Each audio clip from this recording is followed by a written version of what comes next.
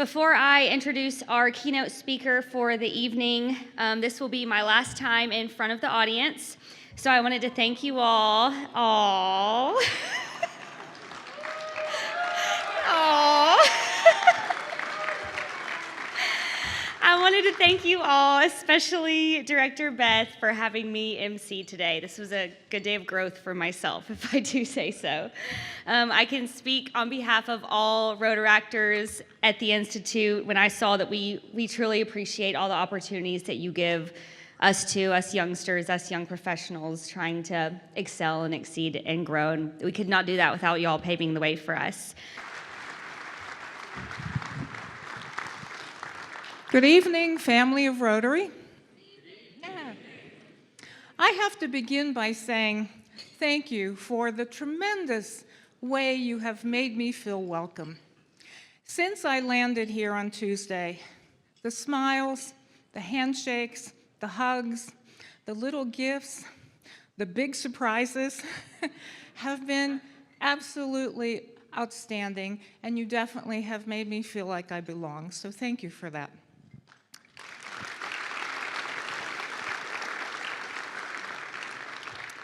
Those of you who have heard me speak before know that I very often, almost always, address an audience by calling you my family of Rotary.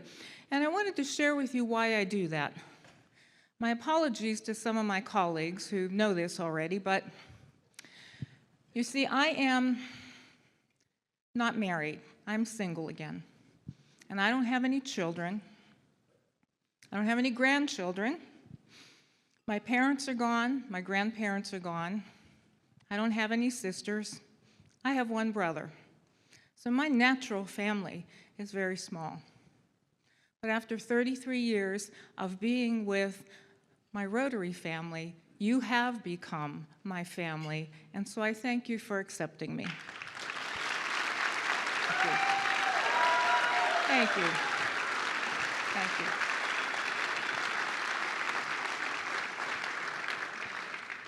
This evening, I've been asked to share with you some thoughts about peace building and Rotary and our job as Rotarians and what we need to be doing to help heal a divided world.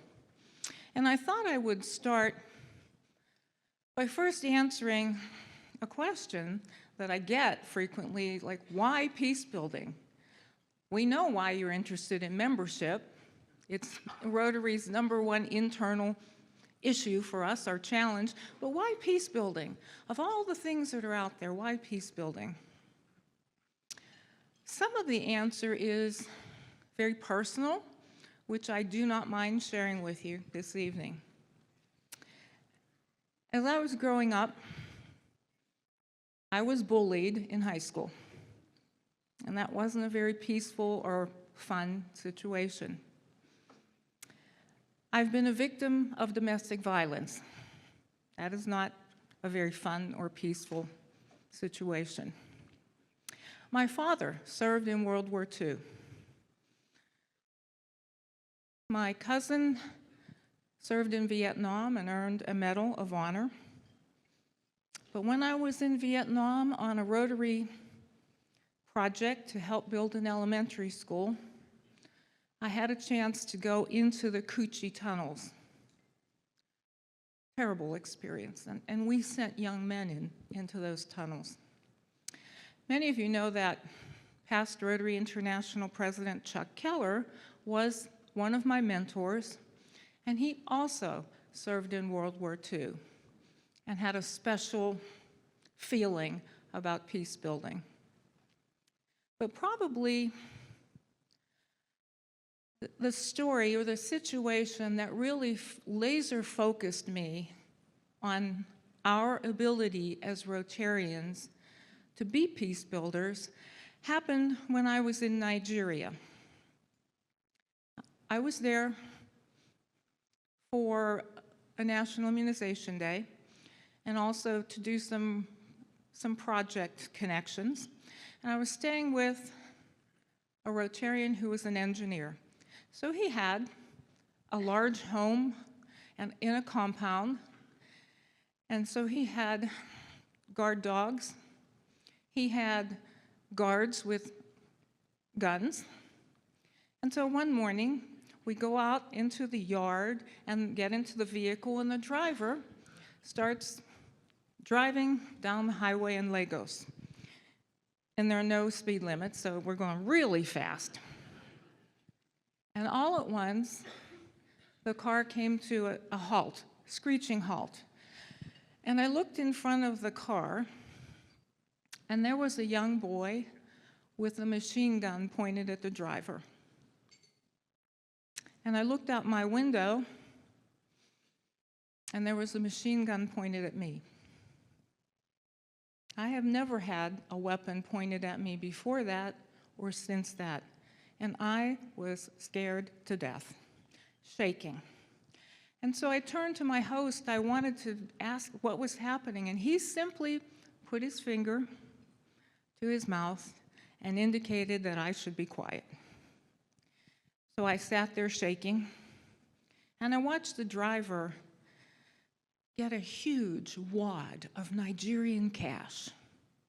And he put the window down, and he gave it to the first little boy, and that little boy waved off the gun that was pointed at me.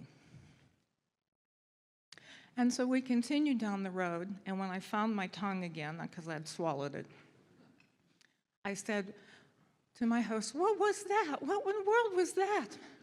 And he said, "Stephanie, we have problems in this country with child soldiering, and that's the only way we know how to deal with it." So fast forward about 5 years, and I was serving as a Rotary Regional Foundation Coordinator, and one of my jobs at my institute was to secure a Peace Fellow to speak with us. So I contacted Rotary, and they said, "We have a wonderful young man." "Yes, absolutely." And so I went to the airport to meet him, and he got off the plane and he introduced himself. He said, "My name is Anslem." And I said, "It's nice to meet you. Where are you from?" He said, "I'm from Nigeria." I said, "Fabulous. Where did you do your peace studies?" He said, "I went to Chula, and I went through the certificate program." I said, "Wonderful. How are you using your peace and conflict resolution training?" He said, "I'm a police officer in Lagos, and I'm working on child soldiering." So sometimes the magic of Rotary comes around and it makes a full circle and it lands somewhere with us. And so for me, peace building is a critical element for all of us. Our organization is built on the foundation of world understanding and peace building. Now, make no mistake about it. We are not peace brokers. We're not going to stop war. We're not going to negotiate the release of hostages. We're peace builders. What that means is all the work we do in all of our avenues of service help us create the conditions that are necessary for peaceful societies. And as Rotarians, we have many, many, many ways to do that. Certainly every project, every global grant that we do is a peace action. But we also have other ways that I want to bring to your attention. You know these already. Just reminders. And I always start with our four-way test.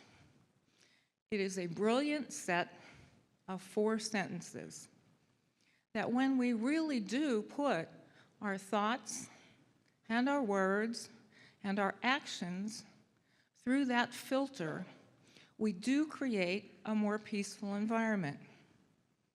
You know, very often I will visit clubs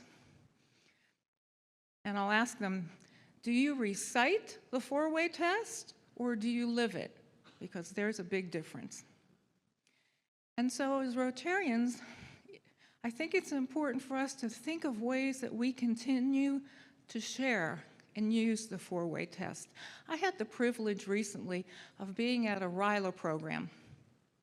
And at that RILA program, they had a four-way test speech contest.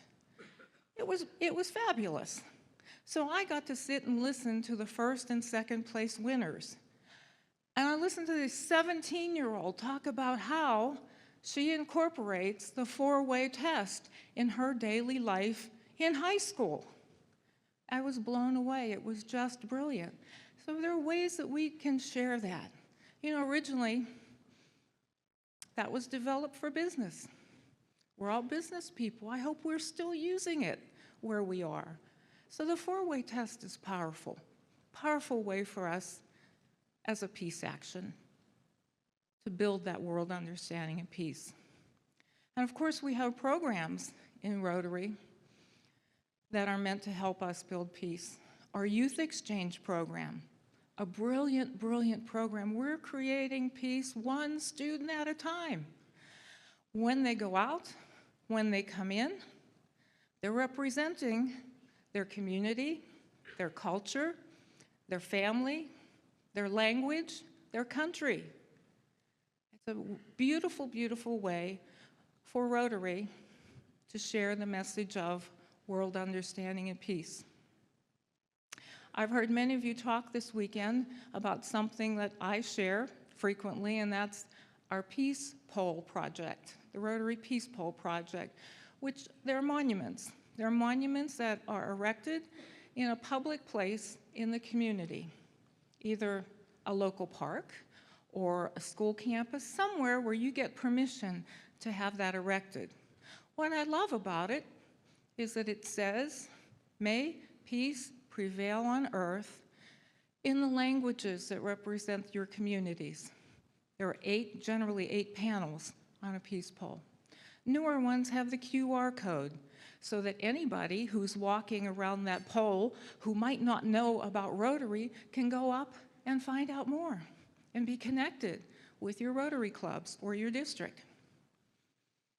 It has the Rotary Master Brand, so there's no question when people pass it, they can see this is something that Rotary has installed.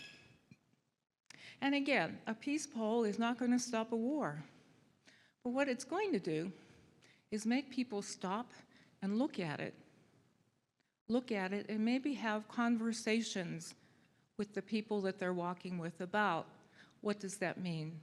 What is peace? And how do we work toward making peace prevail on earth? And of course, you've heard many times this week about our peace centers and how powerful they are. I mentioned earlier that we now have 1,800 students, graduates, who have gone through those programs. And they take that training back to their area.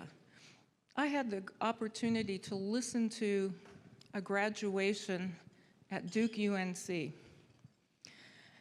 And all 25 of that particular class got up and talked about their senior project and what they were going to do when they went back to their country and their area.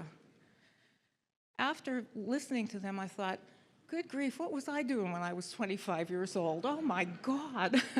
It was amazing, amazing. And 1,800 of them are working out there on our behalf to show the world how important it is for us to continue to build peace in all the different ways that we have as Rotarians. So I hope that those of you who are interested can make it and join us in Istanbul, because that is our newest group of people coming through that program who are going to do the work of Rotary, who are going to share the magic of Rotary in peace-building ways. So finally, my last message to you is simply another thank you. I am honored to be here this evening. I want to thank Director Beth for the invitation and Tony for all that you've done to make this just an absolutely wonderful, wonderful experience. You know, I get to travel around the world, and people say, well, isn't that tiring? It's exciting. It's exciting. This is the best part of the job. Getting to meet the family of Rotary and seeing how Rotary happens around the world is fantastic. It's 95% of the job. The other 5% I can do without, that. But that's any job. So I thank you again for making this such a special, special evening. And I know that you will, because I've seen you do it. I've seen projects. I've heard about projects. I participated in a project today with the packing of the bags, and I'm just so proud to be a Rotarian along with you. So I hope that you will continue to celebrate the magic of Rotary and advance the magic of Rotary and share the magic of Rotary. The world needs us. Thank you so very much.